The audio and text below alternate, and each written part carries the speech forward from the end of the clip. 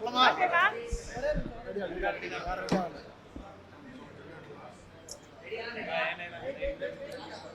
நண்பர்களுக்கு வணக்கம். இன்னைக்கு தமிழகத்தினுடைய பாஜக மாநில தலைவரோடு அவரோடு ஒரு கூட்டம் ஒன்று ஏற்பாடாயிருந்தது.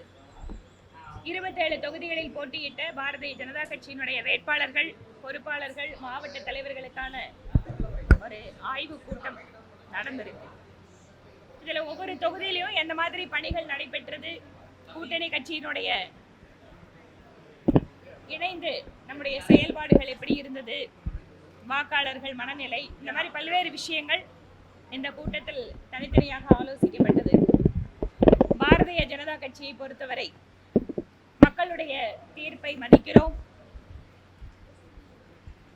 மக்கள் ஒரு மேண்டேட் கொடுத்திருக்காங்க. எந்த ஒரு கட்சிக்கும் அறுதி பெரும்பான்மை இல்லாத ஒரு சூழலில் கூட ஆட்சி அமைப்பதற்காக தமிழக வெற்றி கழகம் சீரியஸா முயற்சி பண்ணிட்டு இருக்காங்க.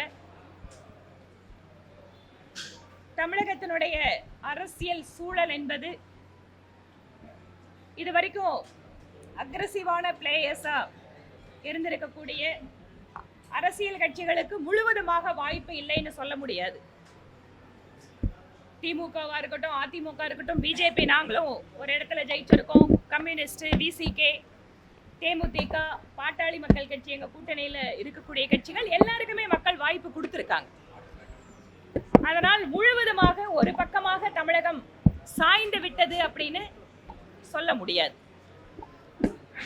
கடந்த பல்வேறு ஆண்டுகளாக, அதிலும் கடந்த 2014 பிரதமர் நரேந்திர மோடி தமிழகத்திற்கு கொடுத்திருக்கக்கூடிய லட்சக்கணக்கான கோடி ரூபாய்கள், நூற்றுக்கணக்கான திட்டங்கள், தமிழகத்தினுடைய வளர்ச்சி எதிர்காலத்தை மனதில் வைத்து அவர் தமிழகத்திற்கு ஆற்றிய பணிகளை எல்லாம் எப்போது மக்களுக்கு எடுத்து செல்லக்கூடிய பணிகள் ஒன்று. பாரதிய ஜனதா கட்சி அதை ரொம்ப முக்கியமா மக்கள் கிட்ட எடுத்துட்டு போயிட்டே இருப்போம், செஞ்சுட்டே இருப்போம். அதே போல அரசியல் வெற்றி தோல்விகளை பார்த்து தங்கள் அரசியல் செயல்பாடுகளை தீர்மானிப்பதில்லை பாரதிய ஜனதா கட்சி. தொடர்ச்சியாக அரசியல் அதிகாரத்துக்கு உழைக்கிறோம், வெற்றிக்காக உழைக்கிறோம். ஆனால் மக்களுடைய பணிகள் என்பதும், மக்களுக்காக நாங்கள் செய்ய வேண்டிய கடமைகள் என்பதும் ஒருபோதும் 1% கூட குறைத்துக் கொள்ளாமல் தொடர்ச்சியாக மக்களுடன் இருப்போம், மக்களுக்காக உழைப்போம் அப்படிங்கறது இந்த நேரத்தில் சொல்லிக்கிறோம். கட்சி தொடங்கி 2 ஆண்டுகள்ல தனிப்பெரும் கட்சியின் ஒரு அந்தஸ்து என்ன காரணியா இருக்குன்னு பார்க்கலாம். பல்வேறு காரணங்கள் சொல்லலாங்க. உங்களை மாதிரி ஊடகத்திலையும் அதை பத்தின டிஸ்கஷன் நடக்குது, நாங்களும் பார்க்கிறோம். ஏனென்றால் மக்களை பொறுத்தவரை இன்னைக்கு அந்த ஒரு கட்சிக்கு வாக்களிக்கிறது அப்படிங்கிறது ஒரு மிகப்பெரிய ஒரு ஆதரவா கொடுத்துருக்காங்க. அது என்ன காரணம்னு அதுக்கு பல்வேறு காரணங்கள் இருக்கலாம். அது நாங்களும் கட்சியில பாக்குறோம், மக்களோட பேசிட்டு இருக்கோம். அந்த நேரத்துல, தேர்தல் நேரத்துல அவங்களுக்கு ஆப்ஷன் அப்படிங்கும் போது பெரும்பான்மையான மக்கள் அந்த கட்சிக்கு வாக்களிச்சிருக்காங்க. அதிமுக மறைமுகமாக ஆதரவு தெரிவித்து திமுக அதிமுக ஆட்சியில் அமைப்பதற்காக ஒரு தகவல் இருக்கு. என்டிஆர் வெளியே வர போதாங்க ஒரு பேச்சுவார்த்தை இருக்கு. எப்படி பார்க்கணும்? எங்களுக்கு இது வரைக்கும் அதை பத்தின தகவல் எதுவும் இல்ல. நானும் உங்களை மாதிரி மீடியாவில் வர ஸ்பெகுலேஷன் தான் பாக்குறேங்க. எனக்கும் நேரடியாக எதுவும் தெரியாது.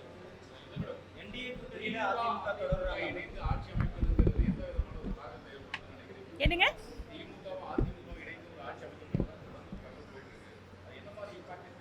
ஏங்க இதெல்லாம் தகவல் தானுங்க. உங்களுக்கு மீடியாவில் ஒரு ஸ்பெகுலேஷன் ஓடுது, நாங்களும் உங்களை பார்த்து தெரிஞ்சுக்கிற விஷயத்த, அதை தாண்டி வேற எதுவும் எங்களுக்கு தெரியாது. ரிசல்ட் நாள் ஆகுது. பட் ஆனாலும் கவர்னரையும் தனிப்பெரும் கட்சி தலைவர்கள் போய் பார்த்துட்டு தானே இருக்காங்க. கவர்னர் கூட தெளிவா அவரோட தகவலை சொல்லியிருக்காரு. அவங்க லெட்டர் கொடுத்ததுல என்ன இருக்கு, விஷயம் இருக்கு, அதுல மாற்றம் என்ன. ஏனென்றால் கவர்னர் அரசியலமைப்பு சட்டத்தை படி செயல்படக்கூடியவர். அரசியலமைப்பு சட்டத்துல என்ன சொல்லி இருக்குதோ அதை தான் கவர்னர் செய்ய முடியும். அதனால இதுல விருப்பு வெறுப்புகள் அப்படிங்கிறது எதுவும் கிடையாது. எல்லாமே பிளாக் அண்ட் ஒயிட். சட்டம் என்ன சொல்லுதோ, என்ன அதிகாரம் இருக்கோ அதை ஃபாலோ பண்ணணும். காங்கிரஸ் கட்சி அவங்க அதாவது காங்கிரஸ் கட்சிக்கு தமிழ்நாட்டில் வாழ்வு கொடுத்துருக்கிறதுனா அது திராவிட முன்னேற்ற கழகம் தான். இன்னைக்கு ஒரு கூட்டணி தேர்தல் முடிவுகள் அறிவிக்கப்பட்டு கொஞ்ச நாளுக்குள்ளேயே காங்கிரஸ் இந்த மாதிரி நிலைப்பாட்டை எடுக்கிறாங்கன்னா எந்த அளவுக்கு காங்கிரஸ் திமுகவுக்கு துரோகம் பண்றதுக்காக கூட இருந்திருப்பாங்க.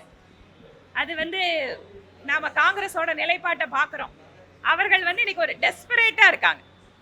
தங்களுக்கு அதிகாரம் எங்க கிடைக்கும், பதவி சுகம் எங்க கிடைக்கும், அந்த மாதிரி விஷயங்களுக்காக காங்கிரஸ் இன்னைக்கு செயல்பட்டு இருக்காங்க. அடுத்த கட்டம் என்ன முடிவு எடுத்தாங்கன்னு தெரிஞ்சாதாங்க நான் பதில் சொல்ல முடியும். நீங்களே அப்படி இருக்குமா இப்படி இருக்குமா, நான் உங்களோட கற்பனைக்கு யூகத்துக்கெல்லாம் பதில் சொல்ல முடியாது.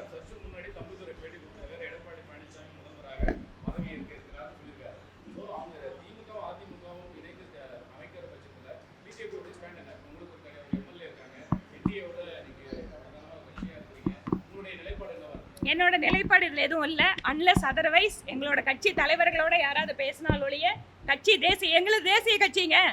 நாங்கள் என்ன மெட்ராஸ் கமலாலயத்தில் உட்கார்ந்தா முடிவெடுக்க முடியும்? ஏன்னா எனக்கு எதுவும் தெரியாது. இதில் என்டிஏ பொறுத்த வரைக்கும் எங்களுக்கு இதில் எந்த விஷயத்திலையும் தகவல் தெரியாது. நீங்கள் சொல்கிற மாதிரி அது நடக்குமா இது நடக்குமா இப்படி நடக்குமானா, இதை நடக்கும் நடக்காதுக்கெல்லாம் பதில் சொல்ல சாலிடாக ஏதாவது ஒரு விஷயம் முடிவாகி அதுக்கப்புறம் எங்களோட கட்சியோட தேசிய தலைமை சொல்கிறதுக்கு தகுந்த மாதிரி தான் நாங்கள் சொல்ல முடியும். அதுக்கு கட்சியோட தலைமை என்ன முடிவு இருக்குதோ அதை தான் நாங்கள் சொல்ல முடியும். பெரும்பான்மை நிரூபிக்கக்கூடிய இடம் சட்டப்பேரவை தான், ஆளுநர் மாளிகை அல்ல அப்படின்னு சொல்லி கமலஹாசன் சொல்லியிருக்காங்க. இது அது யாரும் மாற்று கருத்தே இல்லைங்களே. ஆனால் அதுக்கு முன்னாடி அவங்க சட்டப்படி கவர்னர் கேட்குற டாக்குமெண்ட்டை கொடுக்கணும் இல்லை, அதுலலாம் மாற்று கருத்து இல்லை. ஒரு கட்சி பெரும்பான்மை நிரூபிக்கிற இடம் சட்டப்பேரவை தான், அது உச்சநீதிமன்றத்தோட தீர்ப்பெல்லாம் இருக்குது, அதுலலாம் மாற்று கருத்து இல்லைங்க. பட் இன்னைக்கு கவர்னர் என்ன கேட்குறாரு, ஆதரவு கடிதங்கள், தேவைப்படக்கூடிய ஆதாரங்கள், இதுதானே கவர்னர் கேட்குறாரு. இது கூட கேட்கக்கூடாது அப்படின்னு எப்படி சொல்ல முடியும்? அதுதாங்க இன்னைக்கு கவர்னர் சொல்லியிருக்காரு. இன்னைக்கு மரியாதை கூட கவர்னரோட அலுவலகத்திலிருந்து என்ன பதில் வருது, நீங்க தாங்க லெட்டர் கொடுத்தீங்க இல்லையா? லெட்டர் கொடுத்தது அவங்க தானே, அப்போ அவங்க தானே அதுக்கு ஆதாரத்தை கொடுக்கணும். சரிங்களா? ரொம்ப நன்றிங்க. பாரதிய ஜனதா கட்சி தேசிய ஜனநாயக கூட்டணிக்கு தேர்தல் களத்தில் ஒத்துழைப்பு கொடுத்த அத்தனை ஊடக நண்பர்களுக்கு இந்த நேரத்தில் நாங்கள் நன்றி சொல்லிக்கிறோம். நன்றிங்க. ஏன்னா உங்களால இன்னைக்கு தான் பார்க்குறேன், அதனால சொல்றேன்.